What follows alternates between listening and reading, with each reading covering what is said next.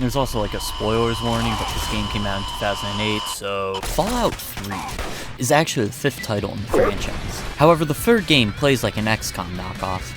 It's actually severely underrated, but we're not talking about that. And the 4th game doesn't exist if we all refuse to acknowledge it. In Fallout the 3rd, you play as John Fallout, the severely sociopathic and murderous son of Liam Neeson, and is now tasked with finding him after he left to get a gallon of milk. Now he must survive modern-day America if they increase the price of gas by another $1. You also get to help the few remaining people of the world solve their moral dilemmas.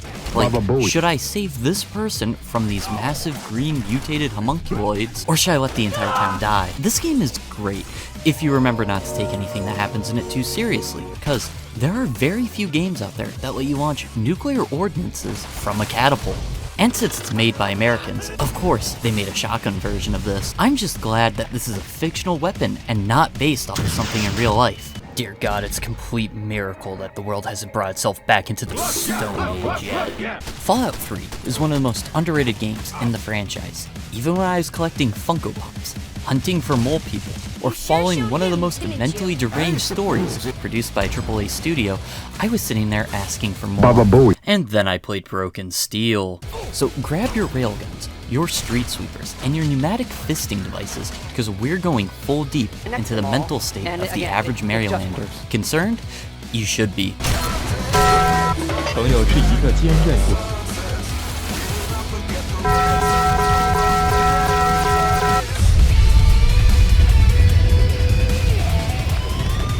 Okay, I already know what you're thinking.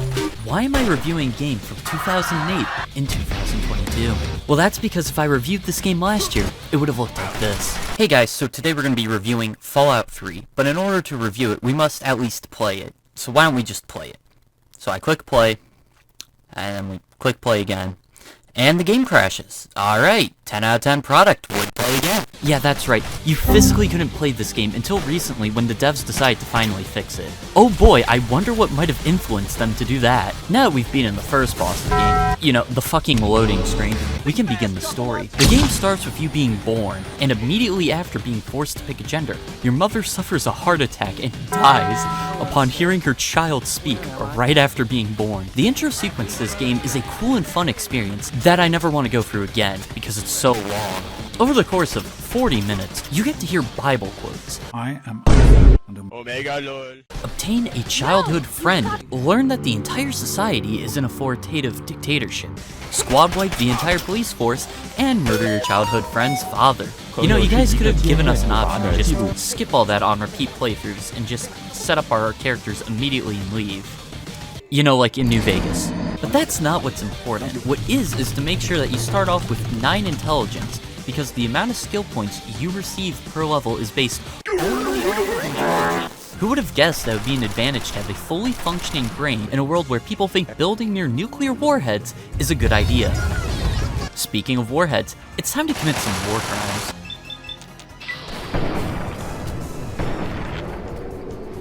One of the first things you're going to notice about the combat in this game is that bullets tend to have an aim cone of the area of your mother, meaning that bullets are less like sending a letter of death to an individual, but more like sending a to whomever it may concern. And the fat man is just dear coordinates. Normally, I hate games where bullets don't go where you're aiming, but since this is not a competitive shooter, I really don't care. But if you do care, you can always use VATS, which lets you turn the game into a point-and-click adventure. Something else you're going to notice is that weapons have durability, which directly affects the amount of damage they do, meaning that if you want to increase the damage of your guns, instead of upgrading the gun skill, you upgrade the repair skill. Or, you know, just take some performance enhancement prescription medication. I'm almost always on some of this stuff. You know, Jesus may have been able to turn water into wine, but I can turn water into heroin. Now, guns aren't the only way to turn the population of the wasteland into piles of red paste, for we also have a wide range of melee weapons. There isn't much to say about melee weapons, you know, besides being able to decapitate people with a lead pipe. So, transition time. While on your journey to hunt down the Liam Neeson, you might run into other people who need your help. And by your help, I mean murder. Because let's be real for a second, there's no way in hell I'm doing a quest that requires me to find 20 Chinese assault rifles for you. So instead of doing stupid fetch quests, you should do the fun ones that ask you moral questions, like whether or not you should murder this tree. And before you ask, the answer is yes, with fire. After completing a quest, you may receive karma. This system is designed to lightly slap you on the wrist if you do too many good or bad things for the world by sending a couple of dudes for you to shoot. With a system like this in place, the devs unintentionally made it so that the most optimal way to play is to become a sociopath, jumping back and forth from doing evil things to doing mildly nice things, all to keep your karma level as neutral as possible. Some people believe that the evil options in this game are too extreme. However, I'd argue that in a world as shitty as the Fallout universe, everyone is already used to basic things like stealing and murder. So you're gonna need to step it up a notch to really leave an impact. Like nuking a city, enslaving children, and sending a Chinese death squad to massacre a neighborhood. Wait, I'm sorry, I gained karma for that? Okay, so why don't I gain karma for trying to bring anime back into the world?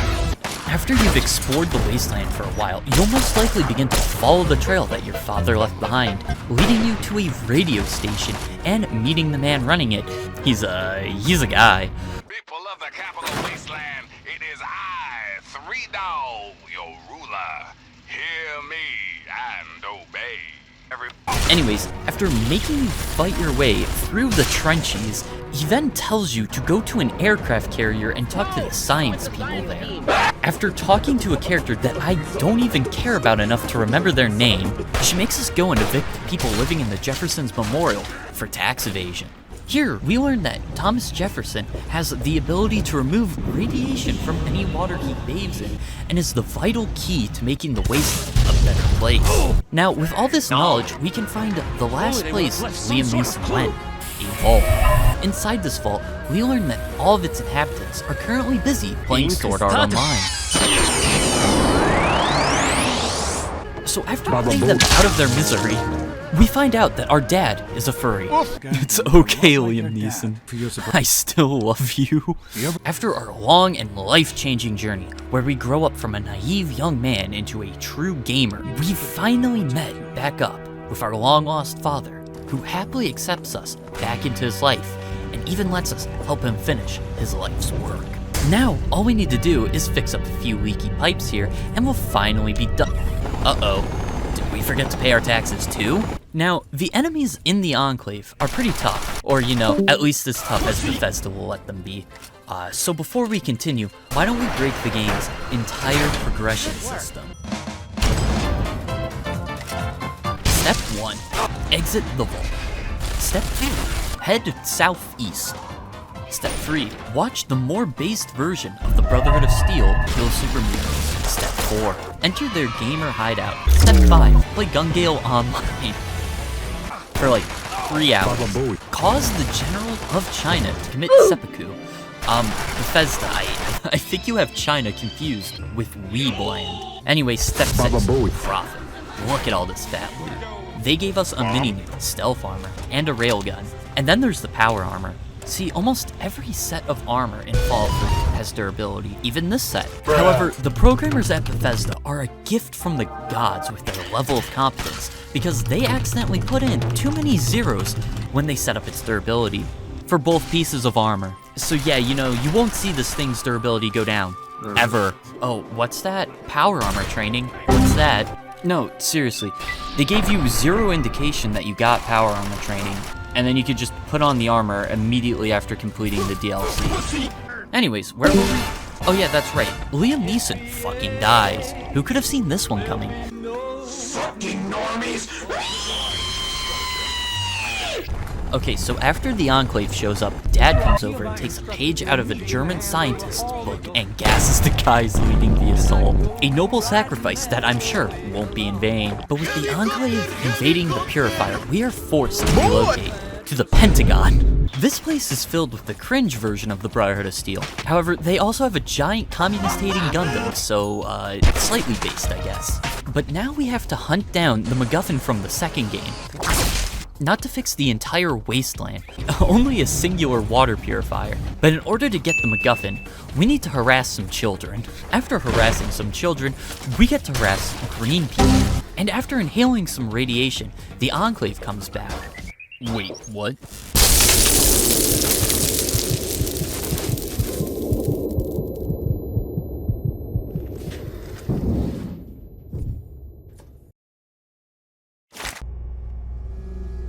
How are you still alive? So, you're awake. Let's keep this nice and simple. You're going to tell me the code for that purifier, and you're going to tell me now. The game never bothers explaining. Oh, I see they brought another small child. Come to my office at once. After listening to Colonel Autism, the President of the United States immediately lets us out and gives us all of our gear back. Hello, officer. No, I'm allowed out of my cell. The President has invited me to have a chat with him. Please ignore the railgun I'm holding. Well, that could have worked. After putting down about half of the entire base, we then get to meet the President. Alright. I need you to go take this and put it in the water supply. Sure. Wait, but why? So we can make healthcare more affordable by getting rid of all the sick and weak people. Alright, sure, I'll do that. Then the next step is to begin taxing unrealized gains. Okay, buddy, that's officially too evil for me. And I nuked the city. I'm unplugging your ass. After causing it to nuke the base, we then get to head back to the Pentagon and prepare for the final battle. Fox, get the fuck out of the way. Hey, so you may have heard of Chekhov's gun before, but what about Chekhov's mech suit? You know, as a giant robot walks through the city calling the US government a bunch of commies, I knew that this was a game for me.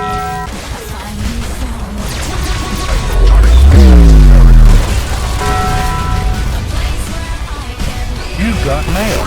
Baba baba baba. Will never be defeated. We will not fear the red menace.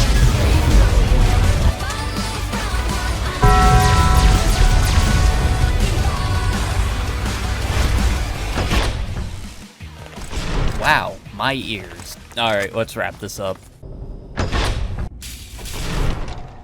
You again. Dude, we literally have a giant mech outside destroying all of your helicopters. Just give up. Very well. I shall leave you to your fate. I guess I shouldn't be surprised that you just let him walk away. Who said anything about letting him go? Now all we have to do is turn the bathwater dispenser back on. But the room is still a gas chamber from when Liam Neeson sacrificed himself. So, Fox, you do it. I'm sorry, my friend, I am unable to, not because of a physical inability, but because I can hear a voice from the great beyond telling me that I shouldn't, and to force you to choose for yourself. Cause like destiny or something stupid like that. God damn it, Fox, you had one job. Okay, fine, I'll do it. Wait, what was the code again? 20? No? Well, shit. Fine. Alliance, your turn. Just No, let's get end this my over with. misery. And with that, we're done. All in all, I give this game a... Wait, why is it still going? All personnel should reach minimum safe distance immediately.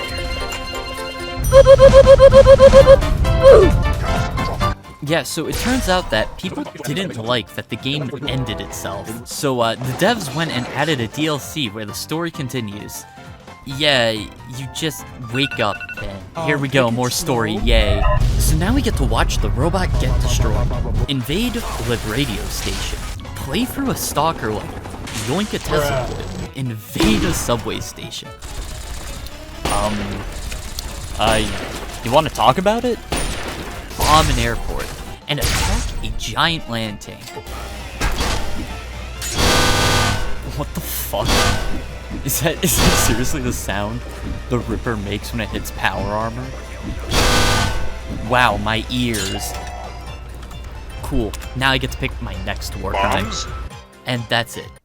That's the DLC. Was it really worth continuing the story for this? Can we please end the video now? Great. In conclusion, Fallout 3 is a great game. Is it as good as Fallout New Vegas? You know, probably not, but you know, it's still fun. And that's all that matters.